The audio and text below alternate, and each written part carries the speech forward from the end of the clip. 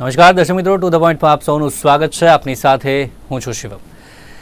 દર્શક મિત્રો, આપણે 2 દિવસથી સતત જોતા હોય છે કે જે પ્રકારે અસામાજિક તત્વોનો અમદાવાદમાં જે આતંક સામે આવતો, વસ્ત્રાલમાં જે ઘટના ઘટી હતી અને ત્યારબાદ જે તમામ આરોપીઓને ઝડપી લેવામાં આવ્યા અને આજે સવારથી તમામ આરોપીઓના ઘરે પોલીસ પહોંચી રહી છે, એએમસી પણ પહોંચી રહી છે અને ત્યાં ગેરકાયદેસર જે મકાનો છે તેમાં જે આરોપીઓના છે તેમને તોડવામાં આવી રહ્યા છે. ગેરકાયદેસર જે પણ ભાગ છે તેમના બાંધકામમાં તે તમામને તોડવામાં આવી રહ્યા છે. અને પહેલાં પણ આ પ્રકારે જે પ્રકારે આપણે સરકારની વાત કરીએ તો દાદાનું બુલડોઝર ચાલ્યું છે સમગ્ર ગુજરાતમાં, પરંતુ આ ઘટનાઓ રોકાવાનું નામ નથી લઈ રહી. આજે આરોપીઓની વાત કરીએ તો તેમણે જે પ્રકારે તલવાર અને લાકડીઓ વડે લોકોના જે વાહનો છે તેમાં તોડફોડ કરી હતી, દુકાનો છે તેમાં તોડફોડ કરી હતી.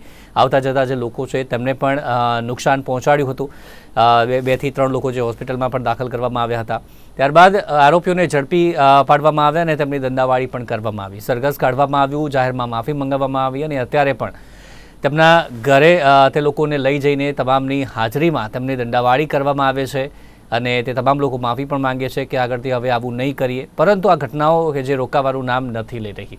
દાદાનું બુલડોઝર ચાલે છે, પરંતુ ત્યારબાદ ફરી એક વખત એવી જ ઘટના અસામાજિક તત્વોના આતંકની સામે આવતી રહે છે. ત્યારે અત્યારે આપણે એ જ વાત કરીશું કે જે આ ગુંડા તત્વો છે તેમના પર આ દંડાની અસર થશે કે કેમ, શું કરવું જોઈએ આવા ગુંડા તત્વો પર જે લગામ લગાવવા માટે. ખાસ કરીને જે નાઇટ પેટ્રોલિંગની વાત આવે છે ત્યાં અમુક વિસ્તારો કે જ્યાં વધારવું જોઈએ કે કેમ, તમામ વિસ્તારોમાં કેવા પ્રકારનું ખાસ કરીને પેટ્રોલિંગ રાખવું જોઈએ તેની આપણે વાત કરવાની છે. સાથે જ આપણે વાત કરીએ તો એક એવું ઉદાહરણ કે જે પૂરું પાડવું પડશે કે જેનાથી ત્યારબાદ જે અન્ય જે અસામાજિક તત્વો આવા છે તેમના પર જે એક દાખલો બેસે અને આવું કરતાં 100 વાર વિચારે. તે પ્રકારે શું કરવું જોઈએ તેના પર ચોક્કસથી આપણી નજર રહેવાની છે. અને આ ઘટના જ્યારે સામે આવી છે ત્યારે હવે પોલીસ વડા પણ એક્શન મોડમાં આવી ગયા છે અને 100 કલાકની અંદર જે એવા અલગ અલગ પોલીસ સ્ટેશનમાં જેનો આદેશ આપી દેવામાં આવ્યો છે કે આવા કેટલા લોકો એમના પોલીસ સ્ટેશન વિસ્તારમાં છે અલગ અલગ ગુનામાં આધારિત જે આવા સામાજિક તત્વો છે જે આવું કંઈ કરી શકે છે તેમનું લિસ્ટ તૈયાર કરવાનું કહ્યું છે અને તેમની સાથે સંકલન સાધવાનું કહ્યું છે અને તેમના પર જે કાર્યવાહી કરવાની પણ વાત કરવામાં આવી છે. ત્યારે હવે શું ફરક પડશે આ તમામ કાર્યવાહીથી તે તમામ બાબત પર ચર્ચા કરીશું. ચર્ચા સાથે 2 મહેમાન જોડાઈ ગયા છે મારી સાથે. સૌથી પહેલાં તો નિવૃત્ત પોલીસ અધિકારી છે RM ભદૌરિયા અને ત્યારબાદ આપણી સાથે છે સામાજિક કાર્યકર અમિતભાઈ કવિ. બંનેનું સ્વાગત છે નિર્માણ ન્યૂઝમાં. સૌથી પહેલાં તો પોલીસની જે કાર્યવાહી છે અમિતભાઈ આપનાથી જ શરૂઆત કરીએ, કારણ કે આની પહેલાં પણ ઘણી બધી ઘટનાઓ બની છે ગુજરાતમાં અને આની પહેલાં પણ દાદાનું બુલડોઝર પણ ચાલ્યું છે, મકાનો તોડવામાં આવ્યા છે તેમના ગેરકાયદેસર. હવે અમદાવાદમાં ઘણી બધી ઘટનાઓ બની છે, આની પહેલાં પણ થોડા સમય પહેલાં પણ બની હતી. અત્યારે આ નવી ઘટના અને આમાં નિર્દોષ લોકોને પણ છરા મારવામાં આવ્યા છે, હોસ્પિટલમાં દાખલ છે અને જાહેરમાં તેમને મારવામાં આવે છે, તેમના સોસાયટીમાં જઈને તેમની સામે માફી મંગાવવામાં આવે છે, તેમના ઘર તોડી પાડવામાં આવ્યા છે. સવારથી આપણે જોઈ રહ્યા છે સોશિયલ મીડિયા પર આ ઘટનાઓ. શું ફરક પડશે આનાથી? આની પહેલાં થયું છે તેનાથી ફરક પડ્યો છે અને આનાથી આગળ કોઈ ફરક પડતો આપણે લાગી રહ્યો છે કે હજી પણ કંઈક કરવું પડશે આ અસામાજિક તત્વો વિરુદ્ધ? નિર્માણ ન્યૂઝમાં દર્શક મિત્રો આપ સૌનું સ્વાગત છે. આજનો જે વિષય છે એ સામાજિક રીતે જાગૃતિનું કામ કરવાનો આજનો વિષય છે. આપે જે આ વિષયને ઉપાડ્યો છે, હું એક વાત કહું છું કે આ પ્રકારના જે ઘટનાઓ છે એમાં આપ મોબાઈલને આમ ફેરવતા હોય અને ક્યાંક તમને કોઈ ગાડીવાળા અથડાય, કોઈ ભાઈ કોઈને લાફો મારે અથવા તો કોઈને છરીથી મારે, આવું ગુજરાતમાં ફિલ્મી ઢબે બનતી આવી ઘટનાઓ કદાચ વધી રહી છે. એટલે દાદાનું બુલડોઝર જે વાત છે એ આખી વાત જુદી છે, બાંધકામની વાત છે, ઇલીગલ બાંધકામ. અને આ જે વ્યવસ્થાની જે વાત છે, આ સુરક્ષાની વાત છે કે એક સામાન્ય નાગરિક આજે ડરેલો છે, ખોફમાં છે. આજે આવી સતત વધતી ઘટનાઓ તમે સ્ક્રીનના માધ્યમથી જુઓ છો. ક્યાંક ને ક્યાંક જે પોલીસ અધિકારી શ્રીનું જે નિવેદન હતું એમાં એમ હતું કે આ ફિલ્મથી ઇન્સ્પાયર થયેલા છે. એક બીજી વાત એ પણ છે કે મનોવૈજ્ઞાનિક રીતે વિશ્લેષણ કરીએ તો આ પ્રકારની ઘટનાઓ બનવા પાછળ જે રીતે ઉગ્રતા લોકોમાં વધી રહી છે આજકાલ, જે યુપી બિહારના ફિલ્મોમાં જોવા મળતું હતું અથવા તો એ પ્રદેશોમાં જોવા મળતું હતું, એવું અહીંયા જોવા મળે છે. ગુજરાત એ શાંતિનો પ્રદેશ છે, ગુજરાત એ વિકાસનો પ્રદેશ છે, ગુજરાત એ વેપારનો પ્રદેશ છે અને ત્યાં આ પ્રકારની હિંસા અને આ પ્રકારની અંધાધૂંધી એ ખરેખર શર્મનાક છે. અને હું તો એમ કહું છું કે સુરક્ષાના પોઈન્ટ ઓફ વ્યૂથી પોલીસ કર્મીઓએ ચલો એમને માર્યા અને એની રીલ બનાવી અને એને પબ્લિશ કરી, પણ હું એમ કહું છું કે આવા કેટલાય જગ્યાએ આવા દાદા બનીને ફરનારા લોકો તમને દરેક ગામમાં, તાલુકામાં અને શહેરોમાં જોવા મળશે. એમને રીતસરથી છાવરમાં આવે છે. બીજી ઘટના એ છે કે આ પ્રકારના લોકો જયારે પોલીસની શહેરમાં આવતા હોય છે અથવા તો આવી સજા પામે પછી વધારે તાકાતથી બહાર આવતા હોય છે. જો આ પ્રકારની ગેંગો જો બહાર આવીને આ રીતે રોડ ઉપર દાદાગીરી કરતી હોય તો આ તો કેટલી ખતરનાક બાબત ગણાય. આપણા સીસીટીવી ના યુગમાં કશું જ અત્યારે છુપાયેલું નથી. ત્યારે મોબાઈલના અને સીસીટીવી ના યુગમાં આ પ્રકારની વિડીયો વાયરલ થાય, પછી મીડિયા વાયરલ કરે, પછી યુટ્યુબર, બ્લોગર જે લોકો વાયરલ કરે અને આ રીતે લાલબત્તી બતાવવાનું અને જાગૃતિ લાવવાનું કામ કરે, પછી પોલીસના હાથમાં આ વાત આવે છે. પણ આ જે ઘટના છે જે દાદાગીરીની, એકદમ બેશક આ લોકોએ, પોલીસ કર્મીઓએ ખૂબ સુંદર રીતે આખી વાતને ડામી દીધી છે.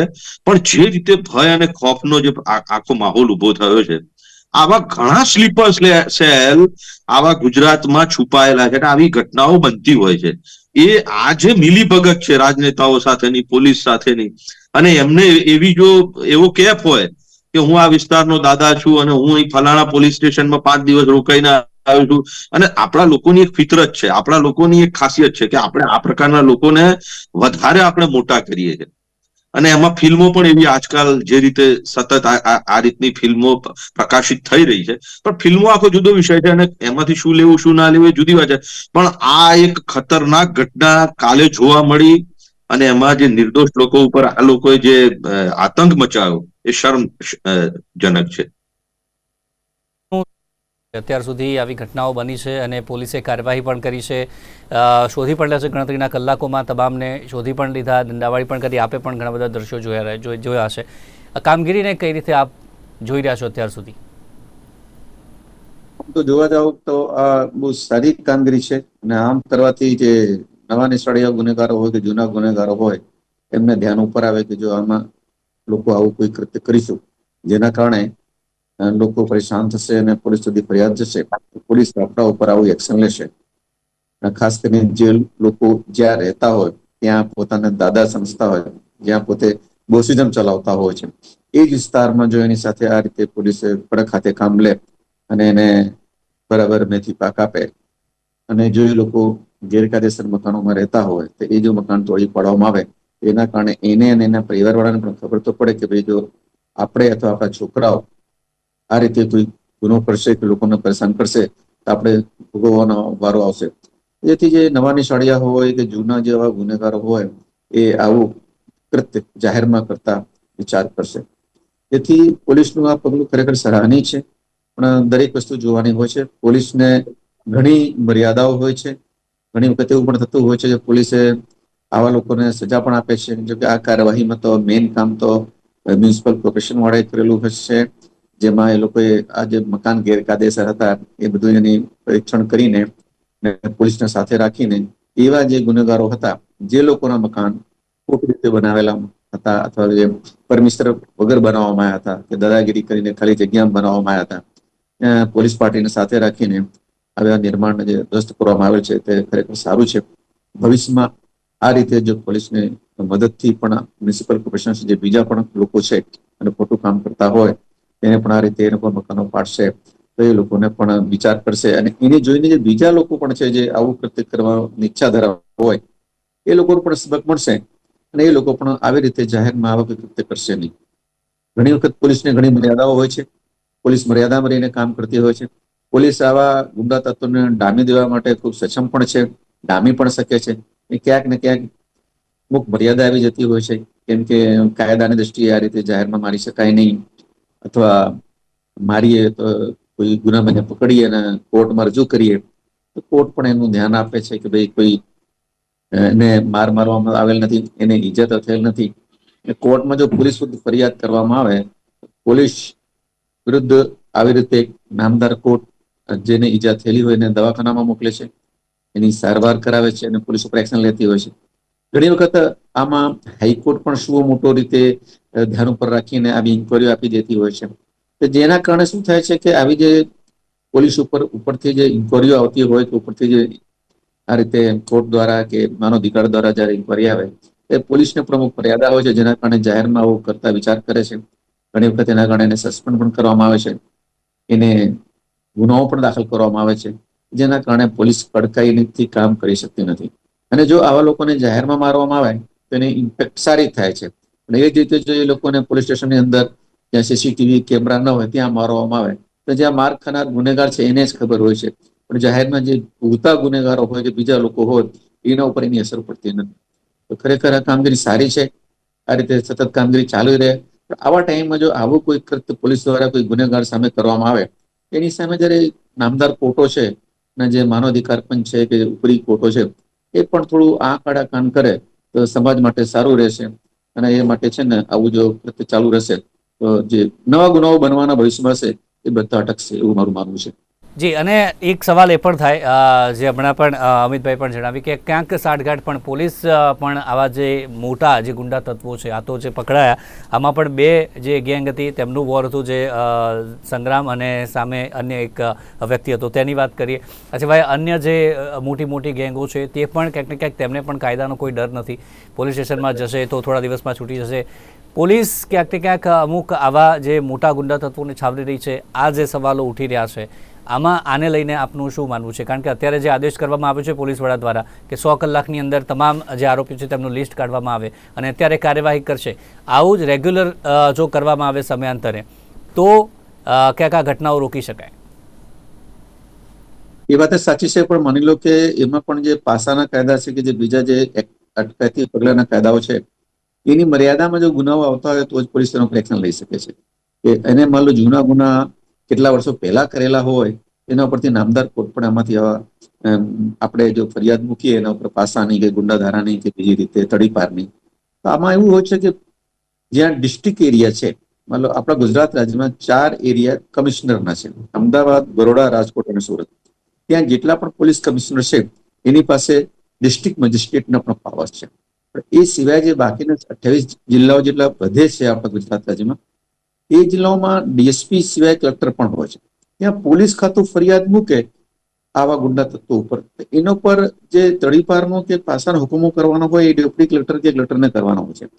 તો ઘણી વખત એ લોકો છે ને પોલીસની ફરિયાદથી સહમત થતા નથી, જેથી જેટલી પણ મહેનત પોલીસે કરેલી હોય, કાગળો તૈયાર કરેલા હોય, સાક્ષીઓના નિવેદન લીધા હોય આવા ગુંડા તત્વો સામે કડક પગલા ભરવા માટે, પણ તે વખતે એસડીએમ સાહેબને કે કલેક્ટર સાહેબને એવું લાગતું હોય કે આ વ્યાજબી નથી, તો જેના કારણે શું છે કે એવા પાસાના કે તડીપારના હુકમો પાસ થતા નથી, તો પોલીસની મહેનત માથે પડે છે.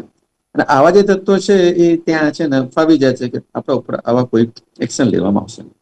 કમિશનર એરિયામાં એવું છે કે પોલીસને ખબર જ હોય છે કે કોઈ ગુંડા તત્વો છે, પોલીસ એમાં ફરિયાદ મૂકે છે અને કમિશનર સાહેબ પાસે પાવર્સ હોય છે આ બધા તડીપાર કરવાના કે પાસાના, ત્યાં એક્શન વધારે લેવાતા હોય છે. એટલે આમાં હાઈકોર્ટો પણ એવું વિચાર કરે છે કે જે કાયદા છે એ કાયદાની મર્યાદામાં જ પાસા કે ગુંડા ધારા કે તડીપાર કરવામાં આવે છે એ પણ જોતી હોય છે. એટલે થોડી ઘણીમાં જો ત્રુટીઓ જણાઈ આવે છે તો એ લોકો આવા જે હુકમો હોય છે એને રદ કરી દે છે, જેના કારણે પણ આ જે ગુનેગારો છે એ લોકો વધારે ભૂલે છે અને ફાવે છે. પોલીસ તો એવું ઈચ્છતી જ નથી કે એના વિસ્તારમાં આવા કોઈ ગુંડા તત્વો આવા કોઈ કૃત્ય કરે, એ પોલીસની બદનામી થાય છે. અને પોલીસ એક સામાજિક સંસ્થા પણ છે જે સમાજની સેવા પણ કરે છે, અને એવું કોઈ દિવસ એવું સાઠગાંઠ રાખીને કોઈને પ્રોત્સાહન પણ કરતી નથી કોઈ ગુનેગારને કે તમે જઈને આવા કોઈ કૃત્ય કરો. પણ લોકો એવું માની લે છે કે એવા ગુંડાઓ માની લેતા હશે કે પોલીસ આપણે ઉપર દ્રષ્ટિ રાખશે તો આપણે કરીશું તો કઈ વાંધો નથી. પણ આપણે વળતા પોલીસ એક્શન લે છે, પોલીસ કાયદાથી પણ કામ કરે છે, કલમથી પણ કામ કરે છે, અને એ લોકોને બરાબર ગરમ કર્યા પછી પણ એ રીતે કોશિશ કરે છે કે આવા ગુંડા તત્વો આ બાબતમાં વધારે કોઈ ખરાબ કૃત્ય ના કરે, જેના કારણે લોકોને સહન કરવાનો વારો આવે. અમિતભાઈ, આપણે એક વાત કરતા હોઈએ છીએ કે અંકુશ લાવવા માટે શું કરવું જોઈએ. અત્યારે કાર્યવાહી કરવામાં જે આવે છે તેનાથી આપણે વાત કરીએ તો તેનાથી એક બાદ એક ઘટનાઓ વધી રહી છે, તે અંકુશમાં નથી આવી રહી. કેવી કાર્યવાહી કરવી જોઈએ, કેવું ઉદાહરણ બેસાડવું જોઈએ કે હવે પછી કોઈ પણ આવા જે તત્વો છે તે આવું કરતાં પહેલાં કંઈક 100 વાર વિચારે કે પછી ન કરે, એના માટે કેવી કાર્યવાહી કરવી જોઈએ? સરે જે વાત કરી એ કાયદાની વાતો કરી, અને એમણે જે વાત કરી કે કાયદામાં આવતા જે બેરિયર્સ છે, જે અડચણો છે એની વાત કરી. પણ હું એમ કહું છું કે કોઈ તમારા પર હુમલો જ કરી જાય ત્યાં સુધી આપણે રાહ જોઈએ તો મને લાગે છે બહુ વ્યાજબી નથી. હવે આ રીતે આખી ઘટના બને જગ જાહેરમાં, એકદમ જ્યાં ભરચક વિસ્તાર છે, જ્યાં લોકોની અવર જવર છે, એટલે કોઈની દ્રષ્ટિમાં જ નથી આવતું. અને પછી કોઈ પોલીસને બોલાવે, જેમ ફિલ્મો બને છે એમ પોલીસ લાસ્ટમાં આવે.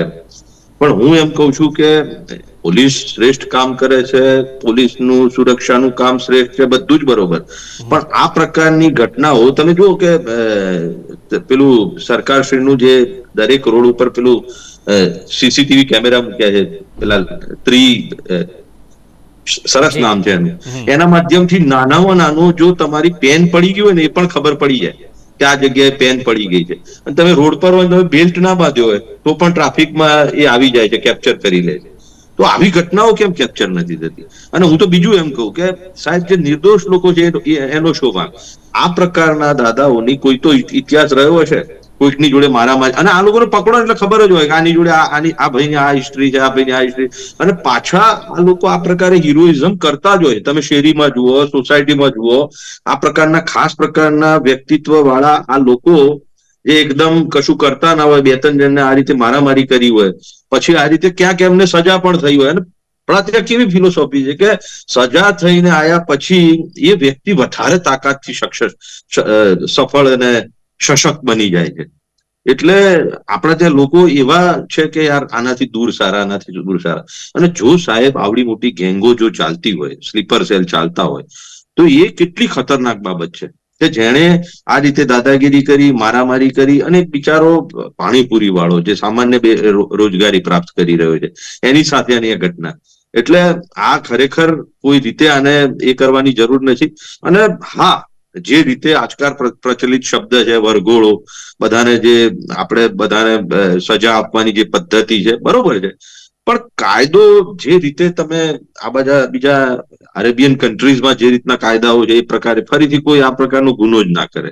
અને બીજી ઘટના એ છે કે સુશાસન છે, પ્રયત્નો છે, પ્રયાસ છે, માનનીય મુખ્યમંત્રીશ્રીના પ્રયત્નો છે, અને છતાં તમે મોબાઈલ ફેરવો, સ્ક્રોલ કરો, અને એક પછી એક આવી ઘટનાઓ આવતી હોય, તમને એમ લાગે કે આ ક્યાંક કોઈ બીજા સ્ટેટમાં બનેલી ઘટના છે, પણ પછી ખબર પડે કે આ તો ગુજરાતમાં બનેલી છે.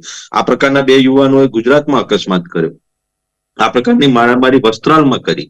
એટલે આ ખરેખર સારી બાબત નથી. અને ઘટવાની જગ્યાએ આ પ્રકારના કિસ્સાઓ વધે છે, એટલે આ તો સહેજ પણ યોગ્ય બાબત નથી. પોલીસ ધારે તો શું ન કરી શકે, આપણે દર વખતે કહેતા હોય છે. અને આવી ઘટના બને ત્યારે અત્યારે જે પ્રકારનું કાર્ય થશે, આ ઘટનાઓ હવે એ વિસ્તારમાં થોડા સમય સુધી, કારણ કે કડકપણે કાર્યવાહી હાથ ધરાશે. આપને પણ એવું લાગે છે, કારણ કે આમાં ઘણી બધી સચ્ચાઈ છે કે ક્યાંક પોલીસ અમુક વિસ્તારોમાં ક્યાંક જે ઢીલું મૂકી દેતી હોય છે, અને તેના કારણે આ જે આરોપીઓ છે તે જે બહાર આવી જતા હોય છે અને લોકોને નુકસાન પહોંચાડતા હોય છે, કે પછી કોઈ પણ કરતા હોય છે. પોલીસ કડક હાથે કામ લે, રેગ્યુલર જો કામ લે, તો આવી ઘટનાઓ ન બને તે ચોક્કસથી છે. એ વાત સાચી છે. પોલીસે કડક રીતે કામ કરવું જ જોઈએ, અને પોલીસની જવાબદારી છે કે આવી કોઈ પણ ઘટનાઓ ઘટતી હોય જ્યારે સામાન્ય પબ્લિક છે એવી અપેક્ષાઓ રાખે છે કે સરકાર અને પોલીસ તેની રક્ષા કરે. પણ ઘણી વખત એવું થતું હોય છે કે પોલીસ સ્ટેશનનો વિસ્તાર ખૂબ લાંબો હોય છે. પોલીસ સ્ટેશનમાં ખરેખર જેટલા સ્ટાફની જરૂરિયાત હોય છે એટલા માણસો હોતા નથી. ઘણા ટાઈમથી ભરતીઓ થાય છે, પણ ભરતીની પ્રક્રિયા જ્યાં સુધી પૂરી થાય અને નવા કોલ આપણી પાસે આવે પોલીસ વાળો, ત્યાં સુધી બીજા માણસો રિટાયર થઈ જતા હોય છે. જેના કારણે સતત પ્રક્રિયા જે પોલીસ ભરતી થવાની છે જો ચાલુ રહે, વધારે પોલીસનો સ્ટાફ હોય, સાથે સાથે પોલીસનું જ કામ નથી, આની સાથે સાથે પોલીસની સાથે સાથે જે આપણી પબ્લિક છે એને પણ બને એટલું સહકાર આપવું જોઈએ. આવા કોઈ કિસ્સામાં માનો આપણે તડીપાર કે પાસા કરવી હોય તો આપણે જઈને આજુબાજુના એવા લોકોને નિવેદન લઈએ છીએ કે જે લોકો એવું લખાવે કે આ લોકો આવું ગુંડાગીરી કરે છે અને પૈસા ઉઘરાવે છે અને દાદાગીરી કરે છે. તેવા વખતમાં આવા ગુંડાઓ સાથે કોણ મગજમારી કરે? તો ઘણા લોકો છે ને આપણો જવાબ નિવેદન આપવા માટે કરી જાય છે, અથવા આપતા નથી. માલો પોલીસ આગળ એને જવાબ આપી પણ હોય, ઉપરી અધિકારી એને ફરીથી બોલાવે છે કે ભાઈ તમે આવું કોઈ નિવેદન આપેલું હતું, ત્યારે એ લોકો ફરી જતા હોય. જે કાયદાની છટકબારીઓ છે એનો બહુ લાભ છે. વાત એવું છે કે આપણે જે હિન્દુસ્તાનનો કાયદો છે અને જે અરબ કન્ટ્રીનો કાયદો છે એકદમ 360 ડિગ્રીની જેમ ફરી જાય એવો કાયદો છે. આપણા ત્યાં એવું છે કે આપણે કોઈ પણ આરોપીને જો સજા કરવી હોય તો માની લો કે એના વિરુદ્ધમાં 99 પુરાવા એવા છે જે એવું સાબિત કરે છે કે ગુનેગાર છે. સાહેબ, કે ક્યારેક કોઈ વ્યક્તિ ફરિયાદ આપવા જાય, કોઈ પર્ટિક્યુલર વ્યક્તિ એક વ્યક્તિ કોણ છે અને તેનું નામ સામે કોઈ ફરિયાદ જ નથી લેતું. એવી પણ ફરિયાદો ઘણી છે કે પોલીસ ફરિયાદ જ નથી લેતી આનું નામ આપ્યું તો એવું બને છે. એ પણ રોકાવું જોઈએ. કોઈ પણ વ્યક્તિઓ એની ફરિયાદ લઈને કાર્યવાહી થવી જોઈએ. વાત સાચી છે, ફરિયાદ લેવાની જવાબદારી પોલીસ ખાતાની છે, પણ ઘણી વખત એવું પણ થાય છે કે અતિશયોક્તિ ભરી જયારે ફરિયાદો થતી હોય, માની લઈએ આપણે બધી ફરિયાદો એવી થતી નથી, પણ ઘટના નાની ઘટી ગઈ હોય, પણ જયારે મોટું સ્વરૂપ આપવામાં આવે છે ત્યારે ઘણી વખત પોલીસ છે ને એની પહેલા ખાતરી પણ કરતી હોય છે કે ખરેખર આવી કોઈ ઘટના ઘટી છે કે કેમ. પોલીસને લાગે કે આવી ઘટનાઓ ઘટી છે, લૂંટનો કિસ્સો હોય, ચોરીનો હોય, મર્ડરનો હોય, રેપનો હોય, ત્યારે પોલીસ ગુનાઓ દાખલ કરતી જ હોય છે. નાની મોટી કોઈ કિસ્સાઓમાં એવું પણ બનતું હોય કે જયારે ફરિયાદનો એનસીનો જ ગુનો હોય, એને એવું લાગતું હશે કે ફરિયાદીને બહુ મોટો ગુનો છે. પોલીસની દ્રષ્ટિએ, કાયદાની દ્રષ્ટિએ, આઈપીસી દ્રષ્ટિએ એમાં એવી મતલબ નાનો ગુનો હોય તો પોલીસ એના ઉપર એક્શન લેતી જ હોય છે અને ફરિયાદ લેવી પણ જોઈએ. અને આવા તત્વો વિરુદ્ધમાં ફરિયાદ લઈને એને સખતમાં સખત પગલા ભરવા પણ જોઈએ. હું એમ કહેવા માંગુ છું કે જે પેલી હું વાત કરતો હતો, વાત સાચી છે, ફરિયાદે લીધી, આપણે પકડી લીધો, આરોપી જેલમાં ગયો, પછી પુરાવો આપવાનું કામ કોનું છે? ફરિયાદીનું છે, સાક્ષીઓનું છે, ડોક્ટરનું છે, પંચોનું છે, લોકોનું છે.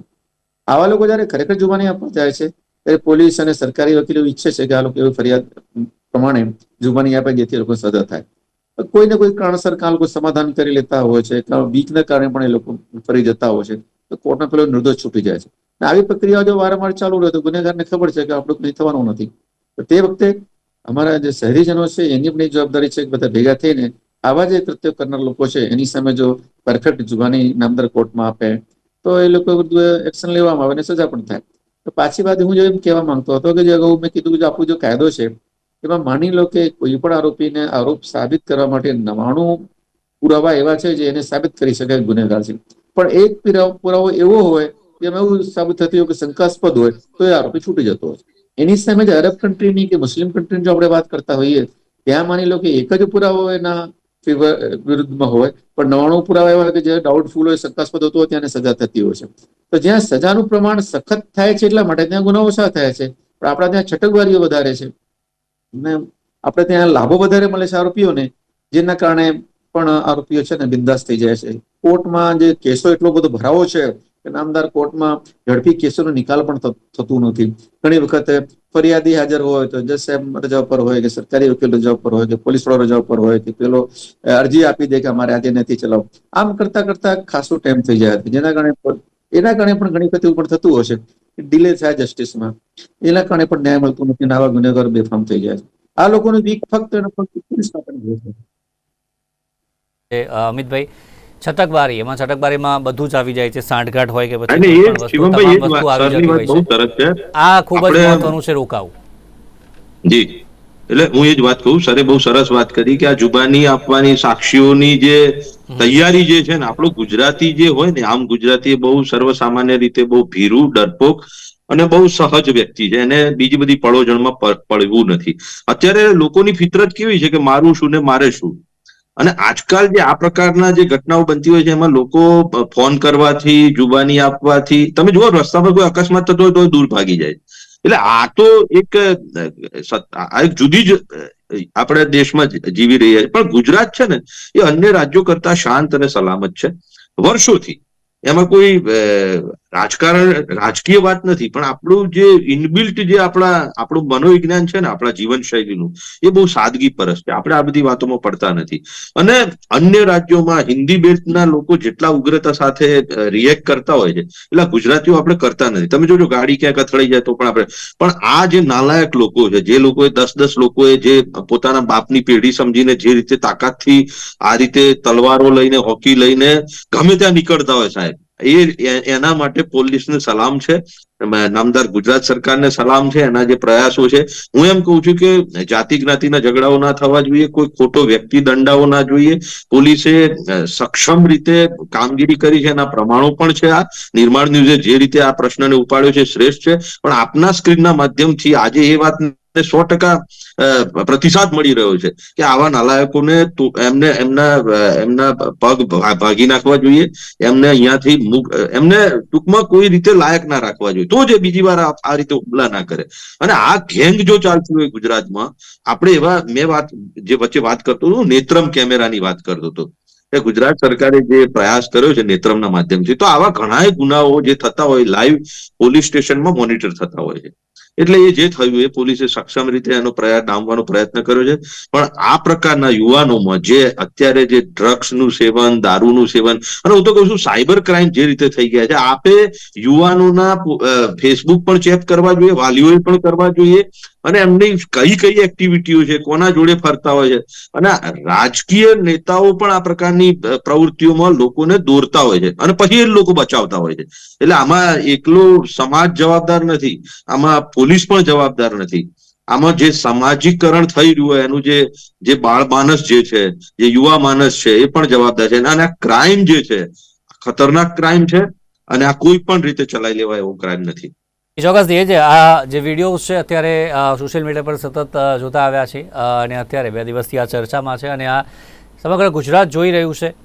ત્યારે આવા અસામાજિક તત્વો છે તે પણ જોઈ રહ્યા હોય તો એમની પણ હાલત આવી ન થાય તેના માટે આગામી સમયમાં એ પણ આવા કૃત્યો ન કરે તે જ ઉદાહરણ બેસાડવાનું પોલીસનું એક કાર્ય છે, સરકારનું એક કાર્ય છે, અને આગામી સમયમાં આવા ઘટનાઓ છે ને ન ઘટે, અસામાજિક તત્વો આ રીતે કોઈને નુકસાન ન પહોંચાડે, અને જે પ્રકારે પોલીસ પણ તે લોકોને દંડે તે પ્રકારની કાર્યવાહી થાય તે જરૂરી છે. એના મુદ્દે ચર્ચા કરી. ચર્ચામાં અમારી સાથે જોડાયા RM ભદૌરિયા સાહેબ અને અમિતભાઈ, બંનેનો આભાર અમારી સાથે જોડાયા હતા. Thank you very much. Thank you. તો દર્શક મિત્રો, ટુ ધ પોઈન્ટમાં હાલ બસ આટલું જ. ફરી મળીશું નવા મુદ્દા સાથે. રજા આપશો. નમસ્કાર.